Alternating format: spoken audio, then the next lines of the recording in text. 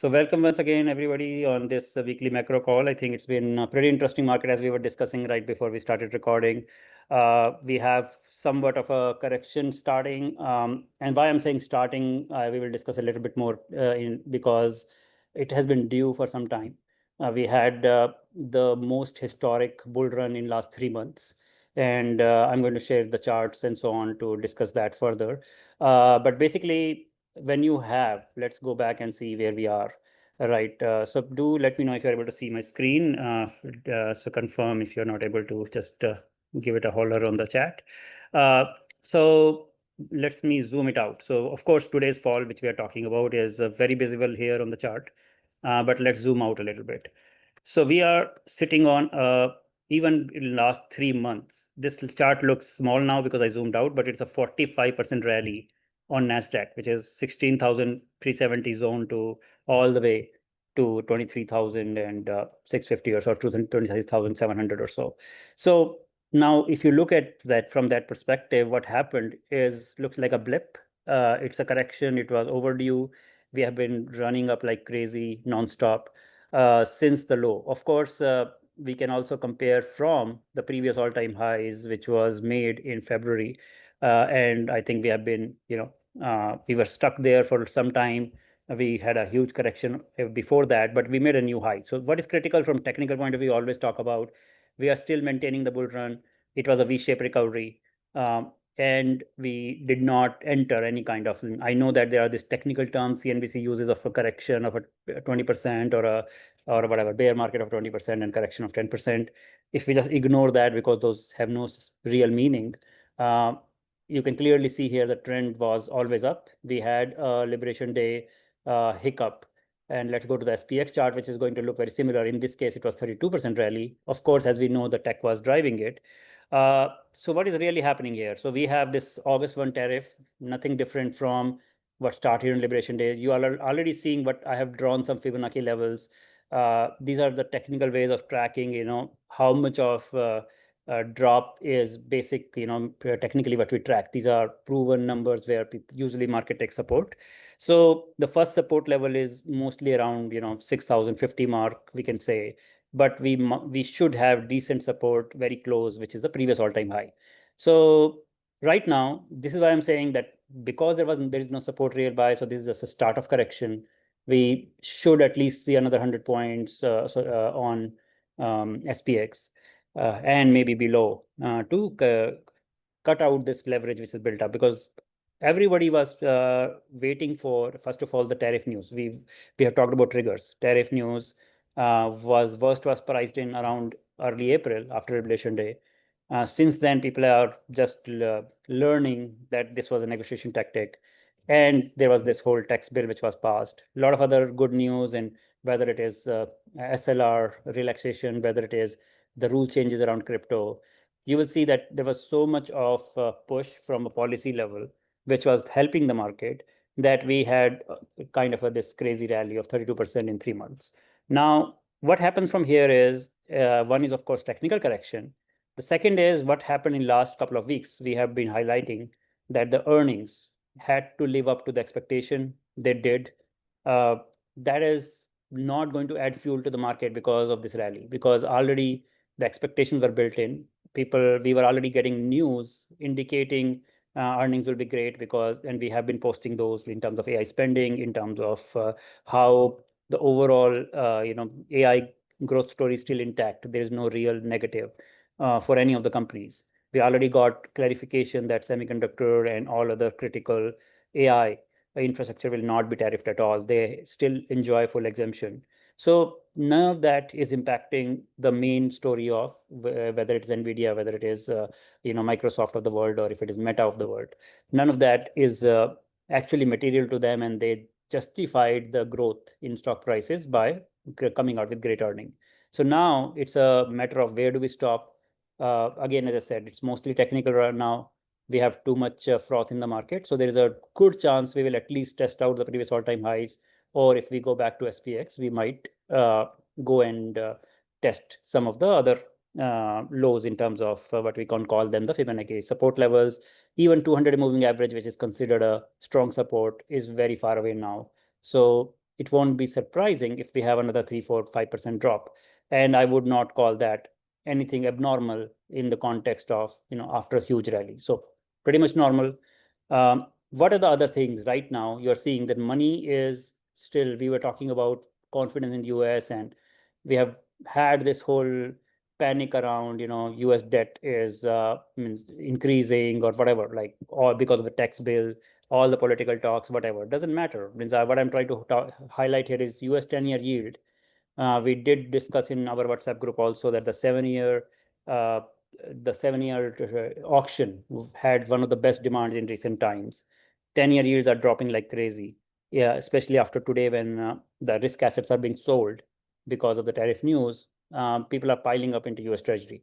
So in other words, what we are seeing is that there is no real impact to US with all the political analysis and all these people pointing to Trump totally destroying US credibility. But on the other hand, people are piling up into US dollar. So when we say US Treasury is down, it's very simple. US dollar is being bought into because this is the risk-free US dollar investment. Now, where do we go from here?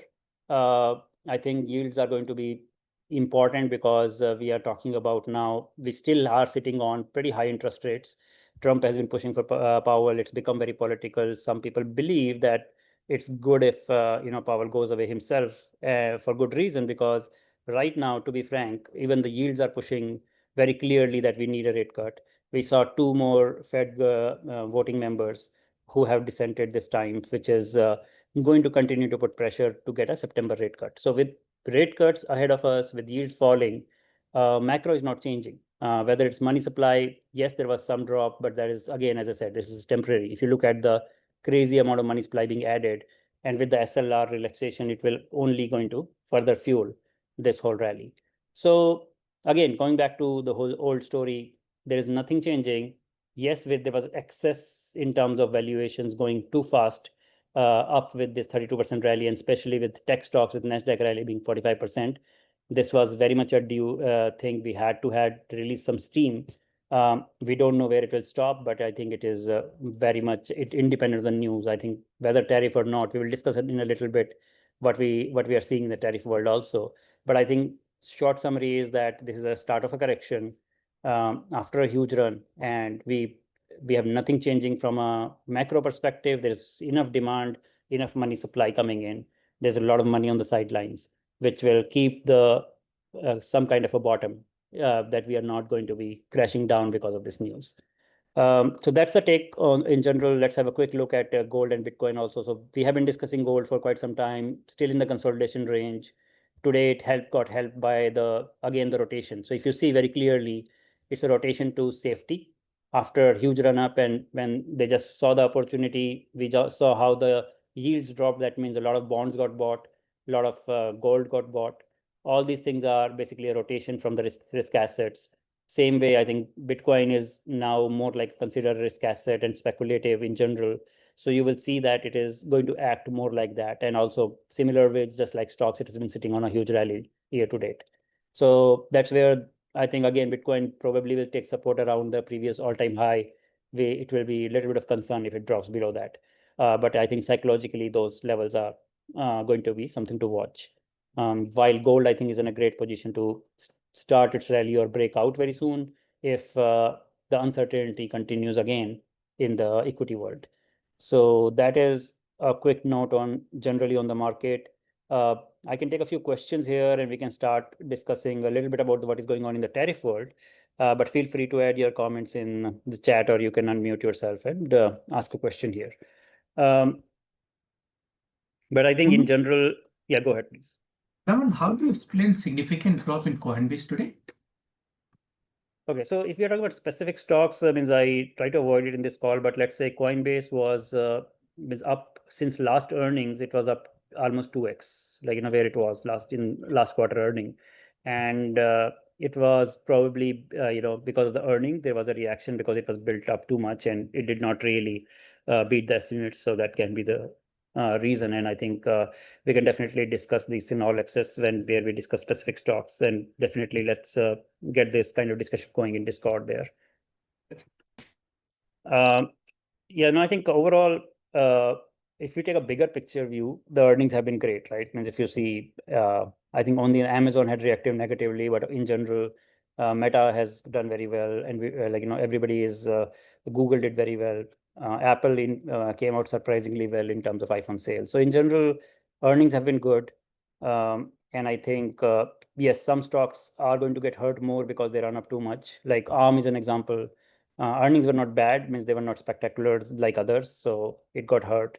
So this is going to be a pick and choose market because between the earnings, so what happens usually is when there's no news, specific news around earnings, the market is mostly correlated where they try to, everybody has their own reasons to believe in one stock over other.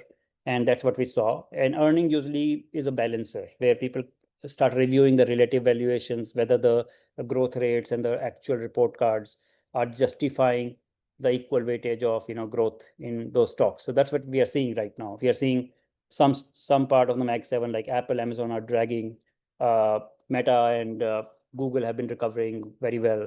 I think Nvidia of AMD, of course, are doing very well, even though their earnings are still awaited, but just because AI spending is growing. So I think this is what earnings impact is, but overall as a market, I think macro is going to keep a tailwind, and earnings did not do anything bad to that tailwind because AI trade is still alive. Now, yes, individual stocks, it's worth discussing, but I think we avoid it in this call because it is more of a general discussion and we cannot give advice for a specific stock in this particular format. So Raman, any one other question, Yes, one please. question on the, say, Apple earnings, right? So a lot of help was there because of this tariff deadline, and so many people purchased iPhones ahead of that deadline. So where do you see, means again, Apple was one example, right? Even Amazon, means retail in general has been struggling, right, with this whole tariff and other things. So Yeah. so where do you see, means how do you compare Apple's performance now versus next quarter or in general, right? Means other than AI, I think others are struggling with this whole tariff situation. Do you agree? No, I think it's a fair question. So let me first of all also highlight that while markets were making all-time new highs and huge rally, look at where Apple is. So it's not that market is not seeing it, market is already pricing that in. So Apple is not priced for the same as something like where SPX is. Look at this chart, like very clear difference, right? We are talking about from February highs to totally new highs going 32% up versus something like Apple, where it has been like if you go back to February, we are actually down by 20%. So tariff impact is very visible. Uncertainty is still there. So I agree with you. And that is what is bugging these companies. If you see, Amazon has tried to, go and try to capture its previous all-time high, but after this earning drop, it's back to, trying to still justify the rise. And I understand. But overall, there are two things, right? Means again, we are going stock specific. I don't want to comment about why, whether it's a good thing or bad thing. Yes, uncertainty is there. We are discussing this in our all access also, why uncertainty is also an opportunity, because just like we discussed during lows in April, like this is where we were buying a lot in our all access program, in our managed portfolio and so on, because when uncertainty comes, usually market price is the worst case. And that is what you will see in priced into stocks. And ultimately, when the news comes out of whether this gets resolved, this is the kind of rally we see. So similarly, what we are seeing right now, let's actually jump into the tariff because the question was related to tariff. So this is what we posted earlier. Now, if you see, this is, first of all, we have this 10% baseline tariff, which I think now market is digesting this news because there was some kind of expectation that we will have probably some kind of going back to free trade agreements and whatnot, which I think was very clear from day one that Trump was never in for that. There's a lot of, I think 10% was expected in the market. But remember, when Liberation Day happened, we were talking about 135, 155%, which was getting priced in. Now, with this EU, Japan, and Korea, which is actually the biggest economic partners other than China. Like if you just take out China, because China is the only thing remaining in our view, everybody else is almost like, you can ignore, 100% ignore from US perspective. All these names on the chart are useless because they have very, very small percentage of exports to US. Now, we are talking about 10% as a floor. UK is probably only one which is 10%. And then we have 15%. But remember, we are still sitting on exemptions. We are sitting on semiconductor exemptions. We are sitting on pharmaceutical exemptions. And Trump is out there looking for deals, right? Means he's saying, go give me something and I will give you back. So things can only improve from here, while we already are sitting on only 10 to 15% tariff, which is, first of all, based on some of the, I think the most negative analysts are against Trump, they have estimated that it will be one-time impact of 4 to 5% on imported goods, which will ultimately, in terms of the basket on CPI, will have probably less than 1% one-time impact. So I don't think the way news plays out tariffs is actually really impacting economy, because we have already gone through 9%, 10% inflation because of COVID when there were no tariffs. So if tariff brings a 1% or 2% extra inflation in next 1 year, how is that relevant for the global market, for the value creation in Mag 7, for the AI trade, for anything which is happening where we are talking about the whole technology boom? Plus, most importantly, in terms of the money supply, like we are talking about money supply going up 8 to 10% every year. We are talking about SLR ratios being revised to go and pump more money into the system. So that's why markets are sitting on high, not because there is a concern for tariff. Of course, means market will use this news because we were sitting on a huge run and correction was due. So we need triggers. We need triggers for leverage to be taken out. So one day this news comes out, a few people get liquidated who are over leveraged. That triggers kind of a waterfall into the system. That releases the steam. That doesn't change structurally where we are going. Structurally, we are, if you just cover this part of the section of Liberation Day scare which Trump created, if you go back, it's a pretty much the same curve we were on all the way in 2023, 2024, and we are actually back to that curve here. So yes, there will be corrections. Yes, tariff will be played by market traders to move the market on a day-to-day basis. But does it really change anything? I doubt it does, except for maybe a 1 or 2% point on inflation. Even that is questionable, because the impact of tariffs versus impact of money supply, when you're increasing money supply by 8%, you have a huge tailwind. As I had also explained once, from a macro perspective, if your money supply is going up by 8%, if your productivity and total goods production remains same, ideally your inflation should be 8% in dollar term, because you have the same resources. That means if you're able to keep 2 or 3% inflation, that means we are actually increasing the productivity, increasing the products by 5 to 6% to cancel out that extra money sitting in the market for the same resources. So from that perspective, 8% of money supply increase is way bigger impact to the risk assets going up versus 1% price increases. And as we have also discussed, that price increase and inflation is actually net positive for stock investors, for asset investors, because inflation is the primary reason why everything goes up and why the numbers go up. So none of this is negative for the markets, for the stock market perspective. That's my view. Yes, as we discussed, individual stocks will suffer because the impact is not uniform. Impact on AI trade is minimal, while impact on something like Apple or Amazon can be bigger. On the other hand, if you see, yes, Apple is uncertain from tariff perspective, but what about AI? Means how do we even quantify the impact of Apple failing at AI versus the tariff? Means if you see, we are sitting in an AI boom, people are questioning Apple. Where is your AI strategy? What happened to Apple Intelligence? They're failing at improving any of those. So there's a lot of question marks here. Again, my intention is not to make it a stock specific discussion, but my idea is that it's very difficult to justify tariffs as the reason for market drops otherwise.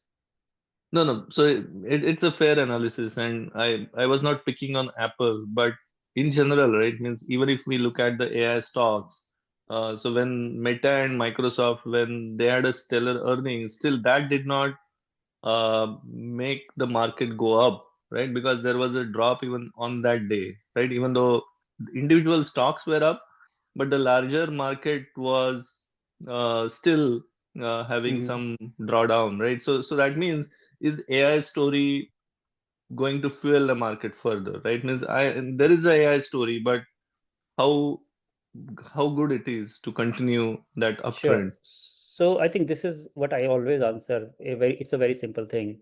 Earnings are news, and people who are betting professional money, who are analyzing, they are already pricing that in. That's why you had 32% rally on SPX and 45% rally from April lows, because of the people who are checking the channel checks, people who are the earning. AI impact happened the day when TSMC came out with the earnings, which was almost 3 weeks ahead of any of these, where when they said that their demand was very high on chips. AI story happened when OpenAI updated their numbers, when they were raising money, of how their users are growing. AI story was priced in on the day when Meta came out with, previously they had their own investor day and they shared a lot of progress they are making. So I think what you're missing out here is that earnings is so day-to-day moves are misleading, because for last 3 months people were playing up to these earnings. And by the way, both Meta and Microsoft did very well individually, as you just noted also, because they even beat the analyst estimates. Now, all these things play out, and you will see them ultimately get smoothen out over time, because analyst's job is to front run that, right? Trader's job is to front run it. No, if everybody gets the news on the same day, then what is the point of professional investing? What is the point of people who are sitting there doing day in, day out this job of analyzing and estimating? When we say there's an analyst estimate given for earnings, those are actual professional analysts who are doing it. They are doing channel checks. They are going and interviewing the company people, even almost paying for data, insider information if possible, because it's a very competitive market. So everybody's trying to collect that data. So when you see earnings, that is more like public knowing it, but there are whisper numbers, there are analysis. So I don't think one should take meaning of what is the market reaction after earnings. In fact, my analysis is very simple. Everybody who is a trader who was bullish, they would not unroll their position. They would not book their profits, because they knew that the earnings are going to be great. And this is why they were so confident of driving up the market to new highs. And when earnings came out, what is remaining now? Like, if you are in the market, you're long, you got all the news now out of the way. You got Meta spectacular results, Google amazing results, Microsoft great results, and now you're talking about even the market went up. Like, because even though we cannot say market did not go up, because 10% move in Meta has a huge impact on index, 5% gain in Microsoft has a huge impact on the index, and then that all that was used to exit, because we were sitting on amazing amount of like profits, like 45% Nasdaq being up. So this is purely profit taking, because if you ask me, if I was betting last 3 months on this market, what is there now? Now you have all the earnings are out of your way, most of them.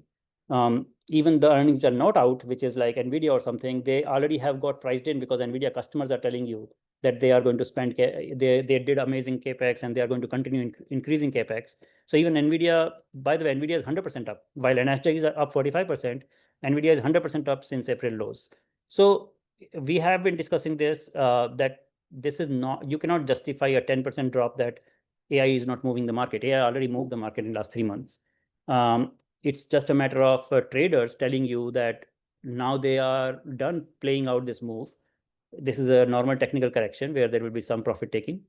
Now, whether this turns, if we go back to April lows because of this, then you can say, yes, this was a fake rally and AI trade did not work out.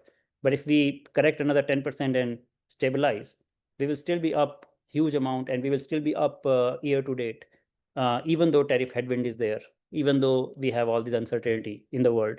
So the only reason we are up is because of AI. Otherwise, we would have been really in a recession with all the uncertainty and tariff news. Yeah, makes sense. Thanks. All right. So no, I think these are good ways. I think we have been talking always. We tell you one thing, right? Means when unfortunately the news and how the coverage happens around earnings, traditionally people always think that earnings drive, and that is maybe a 30-year-old model, 40-year-old model, where you look in a Wall Street Journal newspaper, in a paper newspaper. There was no internet, no early analysis possible. People were not connected enough to get the information. 30, 40 years ago, it mattered when earnings came out. Today, if you go to any professional investor, they have their own calculations. They have so much data. People are so connected. You can go call in Taiwan. You can call in China. You have people there giving you information. Even 10 years ago, it used to be a secret of what Apple iPhone is going to come out. Nowadays, even now, you go to online websites and you can see exactly how the next September model of Apple phone will look like. These things have become information is almost impossible to keep private. So we should never expect that when you actually saw official numbers, those were not known by professionals. So this is why I think we sometimes we cannot trade around earnings. Yes, there will be some estimates. There will be some means. Of course, these are not legal to share actual numbers. So those are all estimates. And sometimes companies do better than that, and that does impact the stock price. Or maybe it just impacts the stock price because there were more people betting against it around earnings, and it's an event around which a lot of people gamble. That's why the price moves because of the leverage around that. It's not because of the news usually. And similar question many times I'm asked, and I always answer is, "Oh, the earnings were great. Why did the stock go down?" The same reason, right? Means either the being great was already priced in, or it doesn't even matter because last 2 days there were more shorts, more longs piled up, assuming there will be great earnings, and they had to go and close their position. So it's very common that it's not logical of what happens because money flow drives day-to-day moves. The fundamentals like AI trade drive long-term moves. They don't drive day-to-day moves. So what news came out today has no correlation to the stock price move because it can be totally opposite. This is why this whole new kind of theories are in the market, right? That buy the rumor, sell the news. It's telling you the same thing that actually why they say buy the rumor and sell the news because analysts are buying before the news comes out and they are selling when the news comes out. So you cannot be trading the news. And mostly nowadays it happens opposite. When the actual good numbers come out, the stock sells off. But I think these are all good questions, and I think relevant in the sense, especially just because we are the earnings season is behind us, and maybe there's still more earnings coming, which are usually later in the cycle. So one thing we have to always be cautious of is don't correlate a news item, whether it's tariff, whether it's earning, to the market moves. And yeah, let's talk about in general what are the other questions people have in terms of macro level. As we talked about, right, I think mostly the tailwind is very simple, right? It's all the risk assets have the tailwind of money printing. No option, like, there is no other alternatives. Where would you invest if you are printing that much money? That much money is being created. Now the SLR relaxation, banks are free to make up to $7 to $8 trillion if they want. Of course, hopefully they will be more responsible and not do that. The lowest number which we are seeing are $500 billion. Which will be added in next 9 to 12 months. The worst case analysis is that they may be able to go up to 7 to 8 trillion in new money, which can be created. Now, with all that money in the system, there have to be typical allocations. If you go by, all the risk assets go up, all the different assets, they just go up by that much amount because you cannot create new NVIDIA, you cannot create Apple, or you cannot create a Bitcoin or a real estate of New York or California easily. So all of these things are already well known where people put money. So everything proportionately has to go up at least by that much percentage point. And then because of the modern days where everybody knows NVIDIA is the best name in AI, there will be proportionately extra leverage in those. And you see higher returns on those kind of assets, which are a consensus view. And if money supply is going up by 8%, some assets will go up by 80% per year based on 8% money supply, because out of that new money created, more money get parked into those favorite assets. And this is unfortunate because this is why we have deeper drops also, because even though NVIDIA was the most popular name, when the correction happened, when the panic spread, NVIDIA was one of the worst hit in April. And in fact, it was not even before April, it was when the DeepSeek moment happened. Everybody remembers, right, how it was crashing. So what I'm trying to highlight is moves are exaggerated. they are not fundamental driven, they are money flow driven, because there's too much concentration of investment in very few names nowadays. And that is a scary part, I would say, that one has to hedge against. This is why we heavily talk about options hedging and so on, because it's nothing to do with fundamentals. There was no reason why Nvidia should have been trading at $85, even if you consider the impact of DeepSeek or later on semiconductor tariffs or whatever. It was too cheap at that level, but nobody knew what is the bottom, because you cannot catch a falling knife. Everybody's scared buying at 100 and next day going to 85.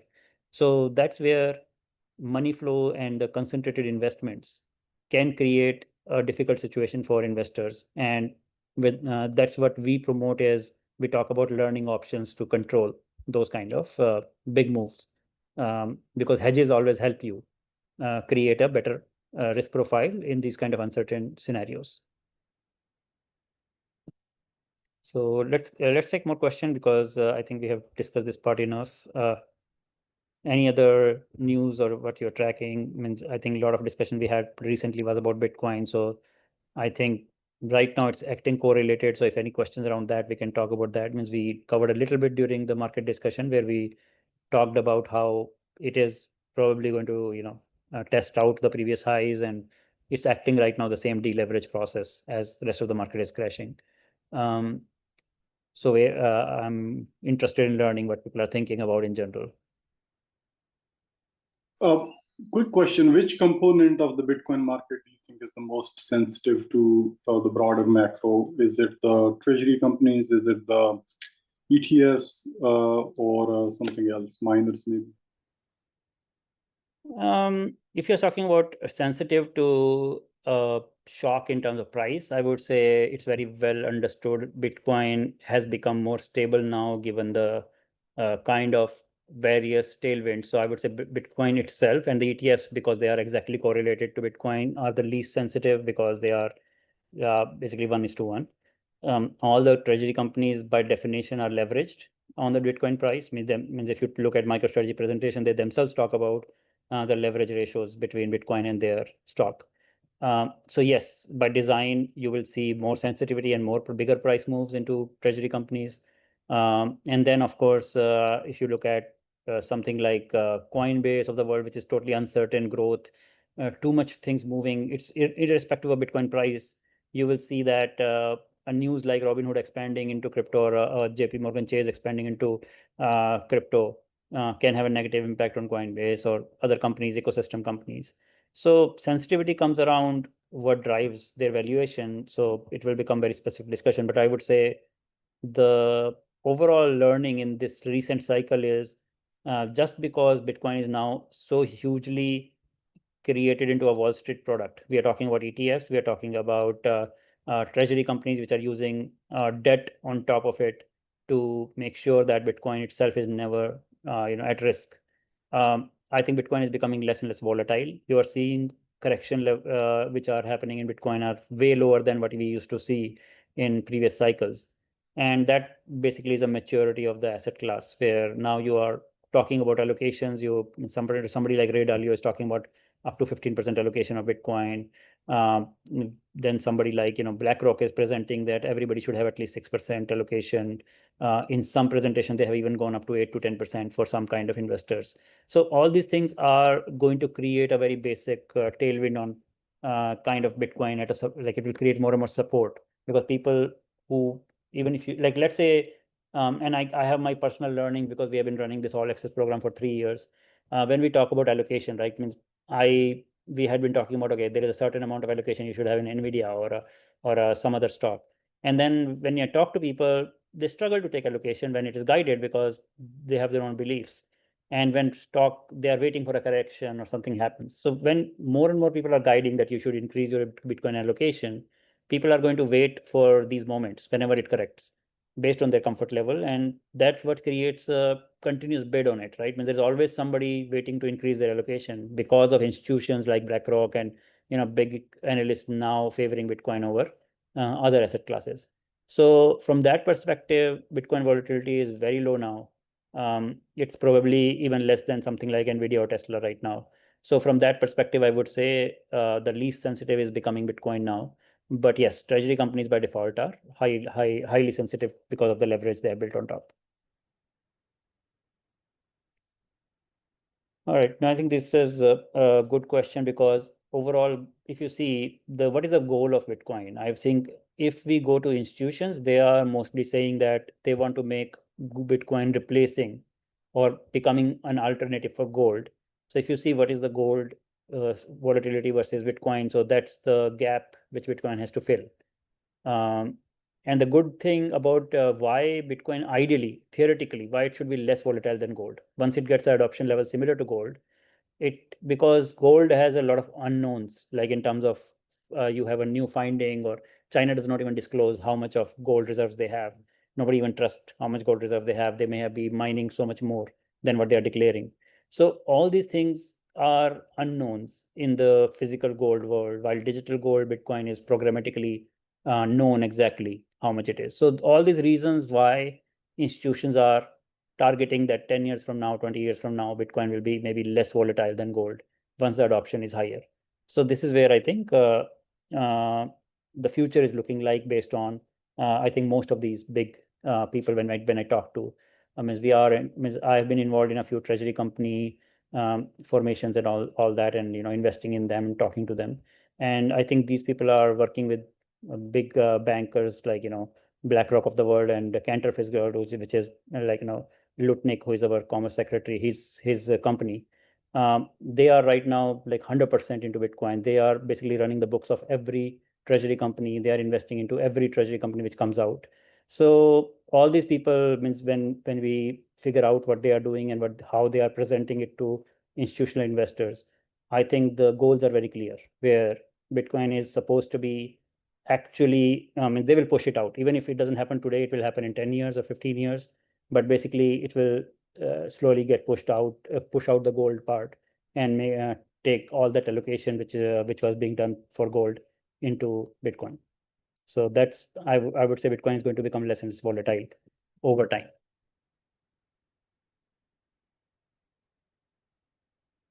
All right, so feel free to put in your question in chat if you don't want to speak up. Otherwise, you can unmute and ask the question.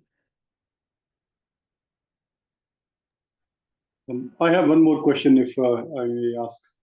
Sure, go ahead. I don't want to take anybody else's turn, but Japanese government bond JGB yields, they've been kind of pretty high, and do you have a feel for where they're headed in the near to midterm?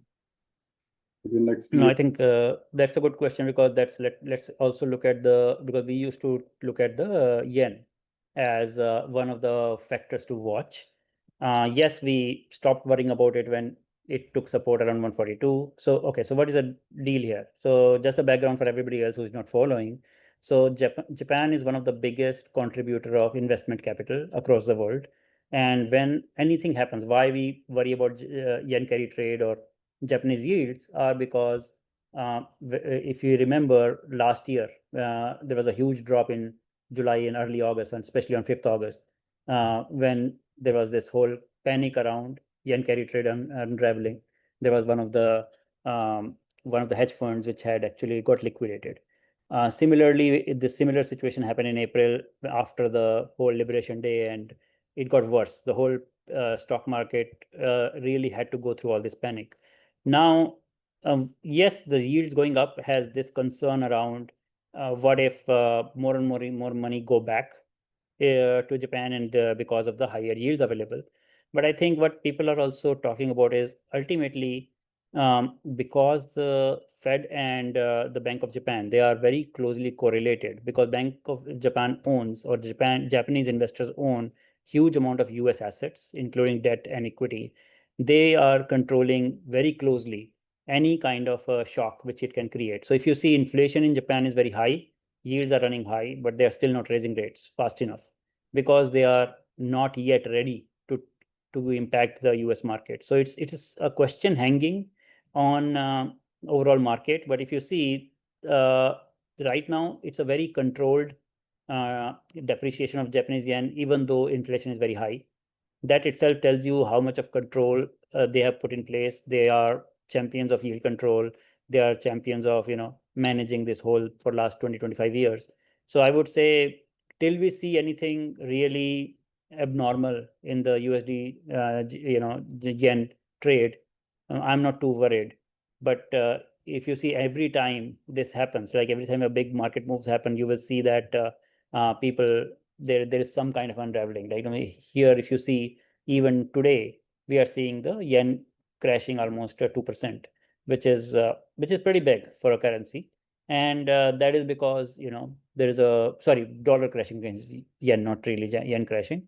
So your dollar is going down because Japanese investors usually are one of the biggest sellers. Whenever you see market going down, there is a lot of Japanese money and money going back into yen from dollars whenever they are concerned about US risk assets. So we have to watch this. I think if money is flowing out, you will see that there will be bigger impact on the dollar. And if that happens, we will know what is happening. But at this moment, I would say this was a concern, but there is a saying in finance world that something which is a concern and being discussed every day, that cannot become black swan, because that is already a known thing. There are plans being made around it, and investors are already pricing it in some way or other. So I'm not worried about yields being high. I'm more worried about would BOJ one day get political pressure to go and say, let's raise the rates fast enough to catch up on inflation. That will have much more negative impact on US markets than the yield themselves being up. But right now, they are not giving any indication of that. So I would say that is the reason why I'm not too worried at this stage. Secondly, just because the Japanese yields are going up, we are not seeing the correlation in US yields. The investors, bond investors, are not worried. There's enough demand for US Treasury, which we saw with 7-year yield, all the auctions, and we saw with the 10-year auction. So I would say that that is also another factor, that the demand is increasing for US Treasury. That means that even if yields are going high, probably both of them can keep absorbing more capital as economies, and especially when we are seeing less and less emerging market development in terms of debt markets. I mean, that's a totally different topic, but let me just make a comment here. There was a huge expectation last year from India to build up a debt market, to grow its debt market, which it failed in doing because of the policies, because of not building confidence with foreign investors. There has been huge expectation of China opening up its market, debt market at least. That did not happen because of all the the trust which is being broken between US and China and the Western world. So overall, as we look at the money supply growing, again going back to the macro of a money supply, all this has to, what are the safe places to hold your dollars or your yields? So these, even though the yields are high, whenever US yields go up, there is enough demand is created, and whenever Japanese yields go up, there is always enough demand. So that's the reality of today's world. So I think the assumption today is that if the yields are up, there will be enough demand to soak it up, even domestically in Japan, and also from foreign investors, that they are not too worried. So, but yeah, I think this has been discussed enough in the analysis as a one negative factor hanging on the market. So we should definitely watch out for it. There can be short-term impacts if any negative news come out from there. By the way, not just Japanese bond, I would say even UK bond market is very fragile right now. They have been suffering from some kind of big moves on yields. We did see one of those days last year. Similarly, I think bond markets everywhere are very fragile. Like we talk about US, I think US is probably one of the most solid ones. But bond markets are actually very fragile everywhere because of the way the governments have handled the fiscal status. I think almost every developed economy is running under debt, and not everybody has the strength of US, where you can just print money, or you can threaten people with force or with tariffs or whatever, and you can still twist the whole world. So this is where I think we have to worry less about US markets, but this can be much bigger impact on other economies.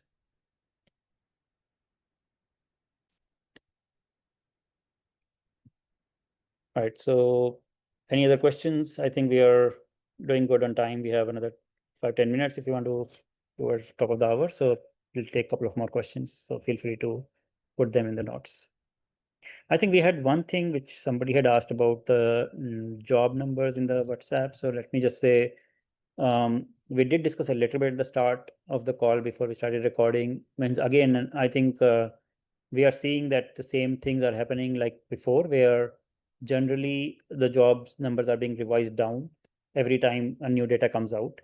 And this was the story last year also and this year also. And without going into politics of it, that what they are doing from managing these numbers, I would simply say that one thing is very clear in private economies, and what is really happening worldwide, we are seeing very clearly, is that this is also an impact of AI, where we are talking about, the jobs. Like I was looking at some data. There was some chart around the jobs offered by tech companies, especially Silicon Valley companies, for new grads or anybody. They are all reducing very fast. There's a whole narrative going around that AI, they are promoting, more and more companies are promoting AI agents internally to be used for junior level developer work and so on. So I think that is a one level signal where probably we are not even seeing the impact yet. We are seeing headcount decreasing across every company in Silicon Valley right now, whether it's Google, whether it's Meta, whether it is Facebook. I'm not talking about companies like Intel and all, which are going down and they are letting go of people, but we are looking at successful company who are growing at 30-40%, who are actually beneficiaries of AI. They are still reducing their headcount. So basic idea here is very simple, that probably we are at a peak employment in tech world. Probably we are going to see a revolution of physical robotics and AI at some stage. And what will be the impact on employment? I think those are the bigger macro questions. And whether that brings, the first expectation from macro analysis is that it will bring deflation, because labor shortage and the cost of labor was one of the biggest factor of inflation during COVID time, beyond the supply chain issues. And this will totally take away that one factor of continuous inflation. On the other hand, what it brings in terms of unemployment and all the other concerns, that is still a big factor which we have to watch, like how quickly it happens, because there are signs already that there are some reduction in hiring. We are even seeing, like, because we have a India focused fund also, we discuss and we have analysts there. We were looking at all the tech companies in India are already suffering, like the outsourcing has reduced huge. And they're all not blaming directly, but the analysts are suggesting that there's all the lower quality resources where we said just the service industry is going to suffer most with AI. And all these things are yet to come out as what will be the impact. Probably it will still be policy wise, this can have a huge tailwind again from risk assets. I'm not trying to discuss the social aspects, but the economic aspects are going to be that if it is deflationary in nature or if it creates unemployment. So imagine if that starts playing out in next 1 or 2 years, we are still, and even if we have delay in rate cuts, which is currently at 4.25 or so, we are sitting on 17 rate cuts possibly all the way to zero. Means I have not still forgotten the days when there used to be debate in US that we should go to negative interest rates, and those kind of things can anytime come back, because technology is deflationary. We have seen it in the last decade, and it's a matter of time before that starts playing out. I see one more question in the chat, which is about the Ethereum. I think we've talked enough about it in here, but let me just repeat my summary. Ethereum, before Trump administration came in and passed this Genius Act and many other friendly acts for Ethereum, Ethereum was dead and buried. We at Proflex had always talked about how Ethereum is, was not really good enough in terms of, fundamentals, because of the proof of stake not really offering them that advantage over rest of the chains. Technically, it was always weaker in terms of the scalability and so on. So the biggest concern for Ethereum was always around, first of all, it cannot scale, and secondly, the regulatory burden. And the second thing is there have been all these L2 chains. Even if you listen to Coinbase earning call, if you listen to Brian Armstrong and how the growth is happening on institutional level, they're using layer 2 right now, like Base, which is a Coinbase layer 2 blockchain for Ethereum. That is growing in usage like crazy. Even Chase is integrating on Base with the Coinbase, not on Ethereum. So the future of Ethereum is somewhat uncertain. The reason why it's going up right now is because just like Bitcoin treasury companies, there are some big influencers. We have this SharpLink Gaming. We have this the BitMiner, which is the Tom Lee, is leading that money raise. So basically, they are going with the kind of a craze of treasury companies, and they are built this whole model of acquiring Ethereum using debt. But underlying Ethereum still doesn't justify, in my view, kind of a long-term bet because it cannot be store of value. It's not considered as a same as Bitcoin in terms of being a gold, digital gold. As a platform, it has no advantage over 10 other platforms which are there. It's just a biggest platform. Yes, it has some legs. And by the way, if you look at Ethereum price, it has not even gone up to 2021 highs, while Bitcoin is sitting on 2x 2021 highs, making a totally new high. So I think in all aspects, Ethereum has already failed in a crypto boom.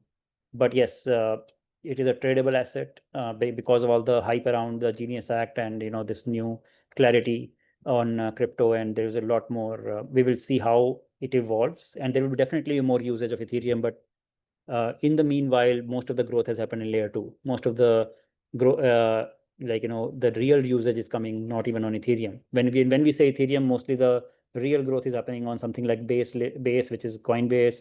There are tens of other things, whether it's Optimism. Again, I don't want to go too technical for those who don't know the crypto world, but basically there are tens of different layer 2 solutions on Ethereum, which have their own tokenomics, and Ethereum has no role in that. So the only way they are protecting it right now is using these treasury companies, which is not scalable for Ethereum. On the other hand, in short term, if you believe in Ethereum, treasury companies are a great way because the difference in proof of stake changes that you get an inherent yield. Bitcoin is not a yield product, but proof of stake chains have a yield, which is basically inflation out of the system, which is called staking yield. But on the other hand, just like fiat, it's also devaluing itself by giving that yield. So whether it really adds any value, I don't know, but definitely the treasury companies can give you better performance than Ethereum.